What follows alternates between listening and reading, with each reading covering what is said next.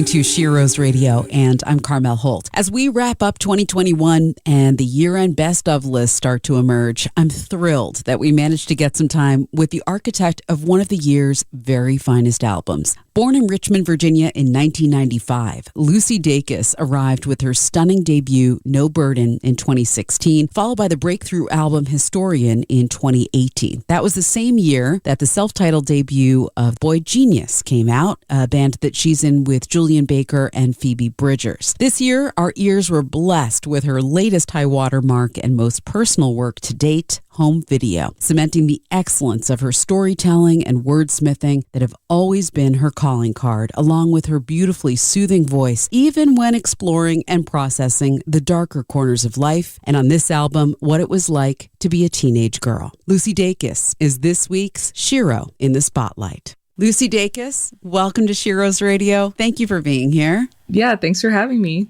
And congratulations on your amazing new album, Home Video. One of my favorites of the year so far. Aw, thanks. I'm still proud of it, which feels lucky. Well, the songs are definitely really personal. I venture to say the most personal so far. Would that be accurate? I would say yes, even though they're all about other people in my life. But I do think that they're the most accurate. There are a lot of details that are just like facts, which felt kind of precious and terrifying. Which part did you find the most terrifying? I feel like what people would expect is like Thumbs or Please Stay, because those are like the saddest ones. But I think that some of the more terrifying ones were like Brando and Partner in Crime, which are like kind of like what I think about some people that I hadn't actually told them yet. Like I am putting things out there that I wasn't brave enough to actually say to the people that they're about. I'm glad you brought up Partner in Crime. I wasn't going to go there yet, but since you already did, let's dive in. I found this song particularly interesting and complex because it touches on some power dynamics that as young girls, kind of in that in between of like we're teenagers, but we're also young women. You really illustrated it well. And I don't know if I've ever heard a song that has done that before. Thank you. Can you talk to us specifically about that and about this song? I think that writing that was good for me on a personal level because I got to kind of forgive myself for wanting to be taken seriously. I was, I guess, mature for my age, or so people told me. When I was like 15, I was really tall. Like I already had boobs and I was going out a lot, like going to shows, and I was constantly mistaken for somebody like 10 years older than what I actually was. And most nights I'd be like, I'm a teen, get away. I'm just trying to see some punk rock music. But there were times when I entertained it and kind of played the part and felt really good that I was able to trick people into thinking that I was older. Or it's not that I even tricked them, it's that they just thought that, and I went along with it like a character. And I think it makes sense in that transitional part of your life to want to be treated as your own person and not as like an accessory to your parents' life, which is what you are as a child for so long. And I would say most of my female friends struggled with the same stuff, dating older guys or wanting the approval of older men. And a lot of us got into, harrowing situations because of that. But I wanted to just acknowledge that wasn't wrong of me, even if there were things about that situation that are wrong. It's never a teen's fault that an adult man is taking interest in them. Absolutely. And with the whole record, I just wanted to inhabit my state of mind at the time and not be too judgmental or preach too much. There's like a line in the song where it's like, let the record show I walked in on my own. And like, that's how I felt at the time. It's like, I'm responsible enough to take on the consequences of this.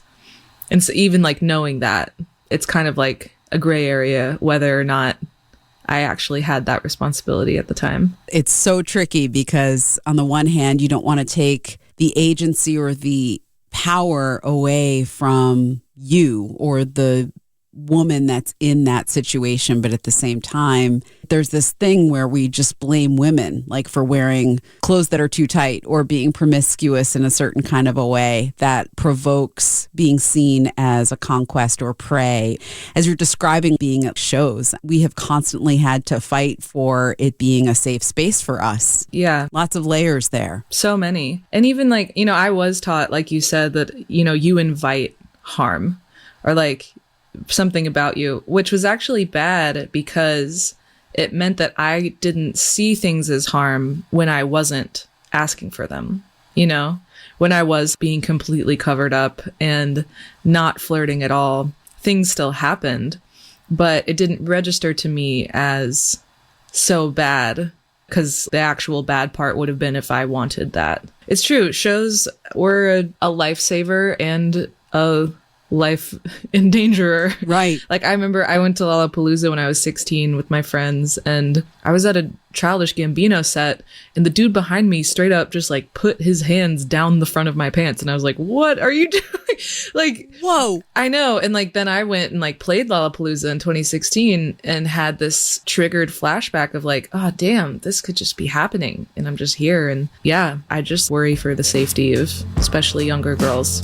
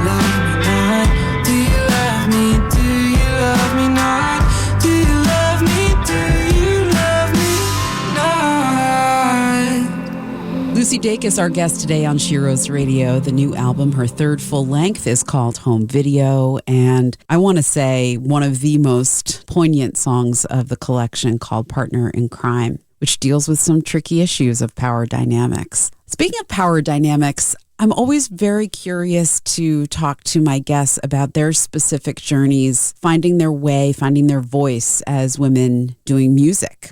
How did this start for you and what was your journey like? It's funny, like earlier today, I was thinking about like, I haven't gotten a lot of like, what's it like to be a woman in music questions in a while. And I was like, I wonder if that's kind of fading out. And what do I think about that right now? So I was like just thinking about this. And I think that it would be dangerous to listen to one woman and be like, that's what it's like. Exactly. But maybe it's helpful to hear a variety of stories. And maybe that's even the thesis of this show. So yes, thank you for recognizing that. Yeah. And showing that it would be negligent to just believe one person to like represent an entire life experience. So I guess the question you're getting at is, how does it feel to be making music as a woman these days? Is that kind of it? I'm curious about the whole thing. How did you get a guitar in your hands? My first guitar I found on Craigslist because I went to a vacation Bible school and my camp counselor had a guitar and was doing like acoustic covers of pop songs. And I thought she was so cool. And in retrospect, I definitely had a crush on her. And I was like, I just want to be her. And so I got $100 3/4 Ibanez guitar. And my dad, went with me to some parking lot when I was, I guess, 12 or 13. And I just like went online and looked up chords and looked up some of my favorite songs. And to be honest, I haven't done much more than that. I wouldn't say that the point of music for me is to be good at guitar. I feel like it was a means to an end in order to write songs, which is what I actually love to do. There was a life-changing point when I discovered Shaky Graves. I don't know if you know him. Totally. But he was doing like one-man show. There was something attractive about the autonomy of like being able to play alone. And I didn't try to play drums with my feet like he did, but yeah, it felt empowering to be like, I can make something without any help, and I can do it alone, and I can even keep it as a secret if I want. That's one of the most appealing things about making something on your own, is that you get to choose whether or not anyone else gets it. And collaboration is awesome, but I will always cherish the time in between I've made something and when I share it with anybody. So yeah, the guitar, it's a love-hate relationship, because that's what I love about it. What I hate is that it makes my hands hurt. I think I just am like a weak baby, and I have pain in between my knuckles, and I don't know exactly why. A lot of times I'll write stuff and then I'll get Jacob, our guitarist, to execute things. But ultimately, I'm a big champion for like, you don't have to go to music school. You can if it is exciting to you, but there should be less barriers to making music. And if you just write 3-chord songs with the same 3 chords, that's totally fine, especially if there's something else about your song that is going to get to people. I kind of feel like the message for me is more powerful than the music most of the time. That makes sense. What do you feel like the message is, or messages here with home video? I guess the first record, I was just writing songs. The second one, I was like, I need to communicate my base level ideas about purpose and life and death and loss and growth. And then this one, I guess, like, I felt a little more ready to talk about my life and represent myself specifically, which felt really scary for a long time. I think I've always been really scared that people will misunderstand me. And I didn't dream of doing music or being known. And so getting into a situation where people basically use my identity as like a toy, or people having opinions on you based off of things like this, just an interview. So people then are like, oh, that's who that person is. I felt really worried that people wouldn't allow me to change, or like my job security would start to feel dependent upon upkeeping an outdated version of myself. So I guess I realized the way to combat that is to introduce myself as best as I can and get people as close as possible by telling stories. And I guess I want to believe that I have the power to make meaning out of my own life. So being able to look back at my childhood and say what happened has been really empowering. Cathartic, I would say, even, right? Yeah, for sure. And different to take it from your journals to an audience. What has that been like for you? It's actually felt really good. I think that it's been hard at points, but I feel like the thing that gets me the most doing shows is a sense of humor. Being able to laugh at some of these things. VBS, for example, is so funny to me. Even though the scenario was I was deeply involved in the church that told me that I wasn't good enough and I was on the brink of sin and I was getting emotionally manipulated all the time. But that song is lighthearted and playful and yeah, funny. And I think that that helps to have that be the dominant perspective that I get to repeat every night instead of just the hurtful part. A lot of people have gone to Bible camp that didn't even go to church just because their parents wanted them to go to summer camp and that's the one that was around. But I have also had a lot of friends be like, what is VBS? And I'll be like, oh boy, buckle up. Because I think it is so weird for people that haven't experienced it. I definitely have enjoyed realizing how many people do and don't understand, because the people that do, you feel camaraderie, and the people that don't, you remember that there has always been a world outside of this world that tells you that it's everything. You know, like church for me was everything, and everything about church was like, your life is only happening here. Everything else is being in danger of the devil getting to you. In the summer of '07, I was sure I'd go to heaven, but I was hedging my bets at VBS. The preacher in a t-shirt told me I could be a leader, taught me how to build a fire and to spread the word.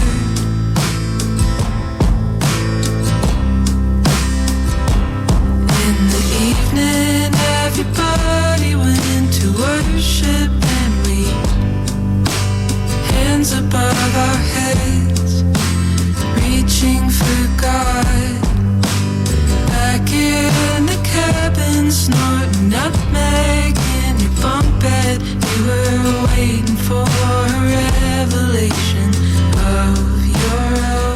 such an important part of your story. Also, of course, it clicked in your connection with Julian, having that in common. And I know I'm saying something super obvious that lots of people have said, but it was like, oh, wow. Yeah. How wild. We had no choice but to be friends. Yeah, I have felt such a kindred spirit in her for as long as I've known her.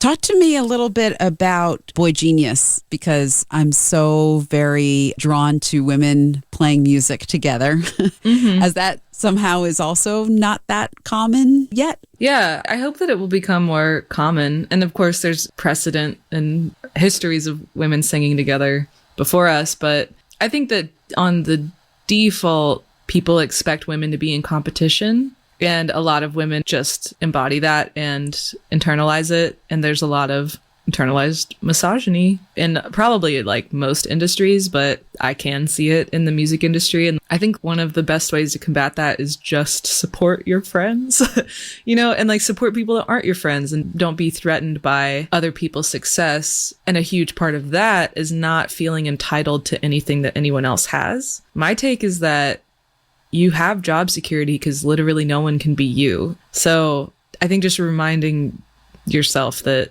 there is no replacing you, it's helpful. But I've been shocked over time of women being like, I deserve the spot that she has. Or like, yeah, there's only limited spots. So well, that's what creates the scarcity model or tokenism, where it's like there's only so many slots. When I started putting out music, everyone was comparing me to Courtney Barnett.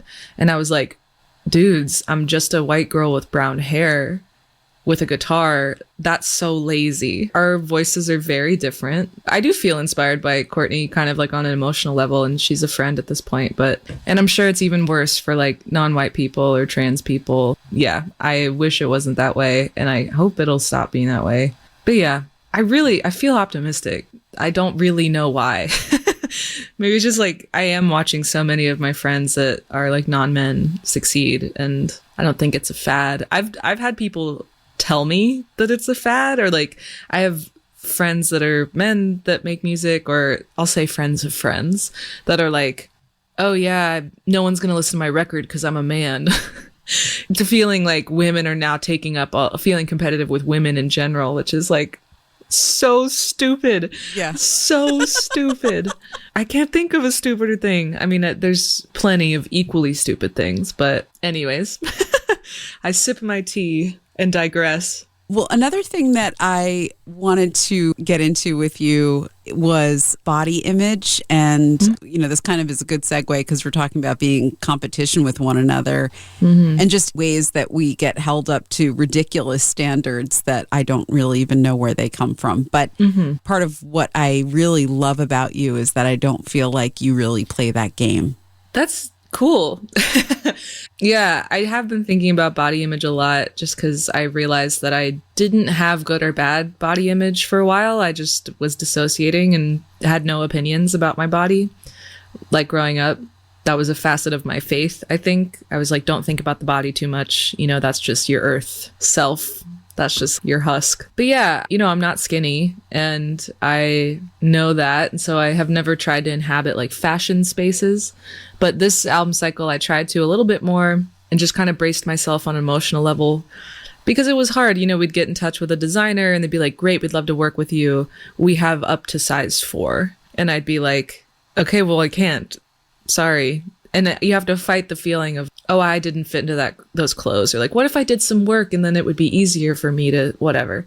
The truth is like all of those thoughts are coming from a place of self-hatred when I have them.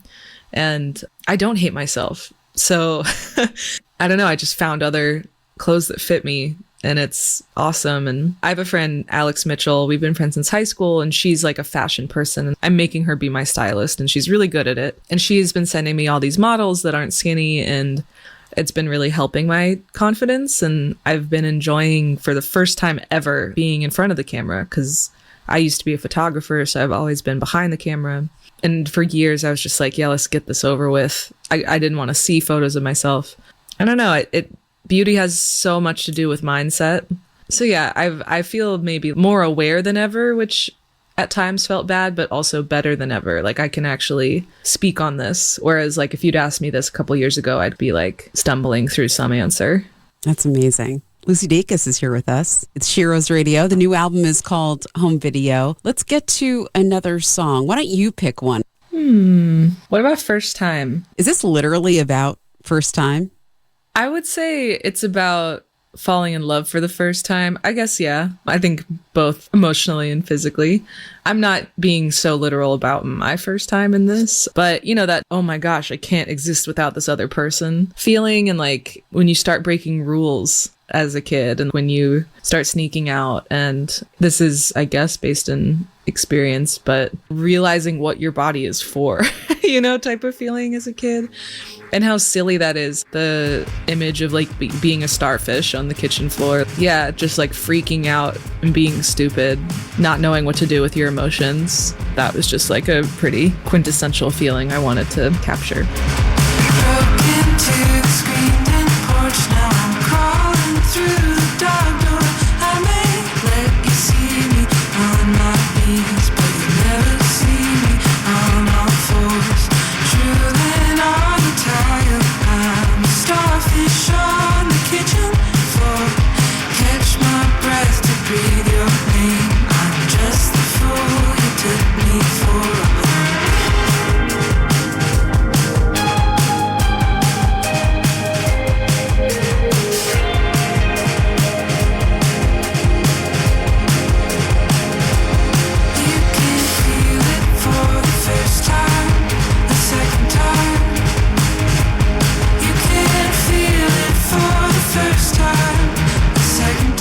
I love how much of this captures the experience of being a teenage girl in such a way that, again, I just want to compliment you that I've never really heard it articulated in this way. I related to it, so much of it, so strongly. I'm sure I'm not alone. What were you like as a teenager? I've never felt like I've fully fit in. I think I've always tried to make myself be the host of everybody else. I made myself essential in that I had the house where people could hang out, or I was the one who wasn't afraid to talk to boys, or I don't know, I found other roles. I felt like I was constantly having to prove my place wherever I was, whereas everyone else was just friends. But I was also in a friend group in middle school that would like have sleepovers to discuss whether or not we were going to let someone into our group, like Mean Girls style. I always hated it, but I also felt safe within it. So yeah, I think I always felt like on the edge. And what's funny is all of those girls are still friends and they look exactly the same. Sometimes I'll see them on Instagram and they're all like celebrating St. Patrick's Day and they all have like coordinated outfits and they're all standing in the same 1 foot out to the side. And I'm like, wow, no shade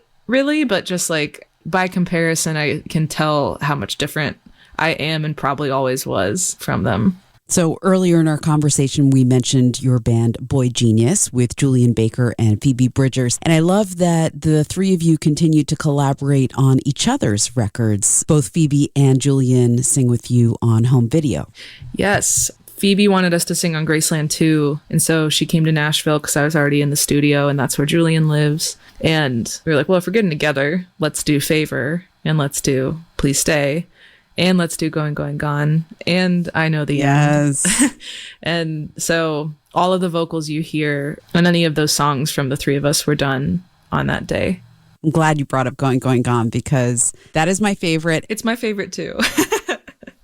It's so sweet. When I listen to it, it just makes me very happy. Daniel made a pass. We started flirting after class.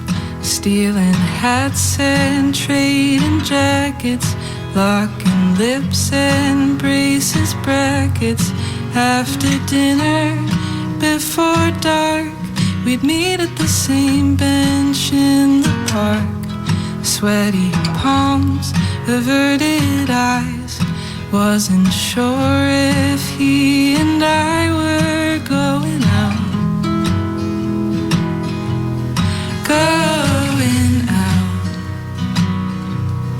Going out, ooh, going out. Do you find that writing these songs was in some way therapeutic for you? Yeah, for sure. And sometimes therapy makes me more freaked out And so like sometimes the songs made me spiral and need more actual therapy. But ultimately, like, I know myself better, and that's a journey I want to keep being on forever. Lucy Dacus, thanks for being here on Sheroes Radio. Been so fun to hang out with you. Yeah, thanks for a great talk. Sun can't break the habit of going down. Going down. Going down. Ooh, going down. Many thanks to Lucy Dacus for joining us this week. Her new album, Home Video, is available now on Matador Records.